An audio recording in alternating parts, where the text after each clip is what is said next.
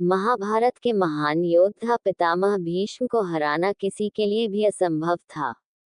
इसके पीछे कई कारण और घटनाएं हैं जो उनकी शक्ति और प्रतिज्ञा से जुड़ी हुई हैं। साथ ही अंबा के साथ हुई घटना और उसके प्रभाव को समझना भी आवश्यक है। आइए इस पूरी कहानी को विस्तार से समझते हैं। भीष्म की अपराजेयता का कारण। भीष्म, जिन्हें देवव्रत के नाम से भी जाना जाता है, हस्तिनापुर के राजकुमार थे। उनके पिता शांतनु और मां गंगा थी। देवव्रत ने अपने पिता की खुशी के लिए कठोर प्रतिज्ञा की थी कि वे आजीवन ब्रह्मचारी रहेंगे और हस्तिनापुर के सिंहासन के प्रति वफादार रहेंगे। उनकी इस प्रतिज्ञा के कारण उनका नाम भीष्म पड़ा। भीष्म को उनके पिता शांतनु ने वरदान दिया था कि उनकी मृत्यु उनके अपनी इच्छा से ही होगी। इसे इच्छा मृत्यु कहा जाता है। इस वरदान के कारण भीष्म को युद्ध में हराना लगभग असंभव था। अंबा की कहानी और शाप। अंबा, अंबिका और अंबालिका काशीराज की पुत्रियां थीं। जब काशीराज ने अपनी पुत्रियों के लिए स्वयंवर का आयोजन किया, तो भीष्म ने वहां पहुंचकर सभी राजाओं को हराया और तीनों राजकुमारियों का हरण कर लिया। वे उन्हें हस्तिनापुर ले गए ताकि उनका विवाह अपने भाई विचित्रवीर्य से करवा सकें। लेकिन अंबा ने बताया कि वह पहले से ही शाल्वराज से प्रेम करती हैं। भीष्म ने उन्हें शाल्वराज के पास भेज दिया, लेकिन शाल्वराज ने उन्हें अस्वीकार कर दिया।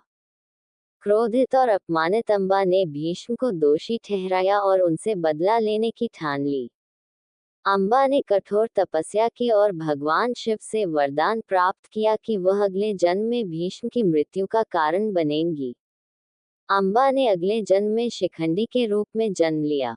शिखंडी की भूमिका। शिखंडी, जो द्रुपद के पुत्र थे, अंबा का पुनर्जन्म थे। महाभारत के युद्ध में शिखंडी ने भीष्म के खिलाफ लड़ाई में महत्वपूर्ण भूमिका निभाई। चूंकि भीष्म ने प्रतिज्ञा की थी कि वे किसी स्त्री पर या स्त्री के रूप में पुनर्जन्म लेने वाले पर हथियार नहीं उठाएंगे, इसलिए वे शिखंडी से नहीं लड़ सके। जब अर्जुन ने शिखंडी को आगे कर भीष्म पर बाणों की वर्षा की, तो भीष्म ने प्रतिरोध नहीं किया। इस प्रकार अर्जुन ने शिखंडी की सहायता से भीष्म को बाणों की शैया पर सुला दिया। पांडव भीष्म को क्यों नहीं हरा सके? 1. अपराजय शक्ति। भीष्म को उनकी इच्छा मृत्यु का वरदान प्राप्त था। जब तक वे स्वयं मृत्यु का चयन नहीं करते, उन्हें हराना असंभव था। 2. युद्ध कौशल। भीष्म महान योद्धा और रणनीतिकार थे। उनकी युद्ध कला अद्वितीय थी। 3. प्रतिज्ञा।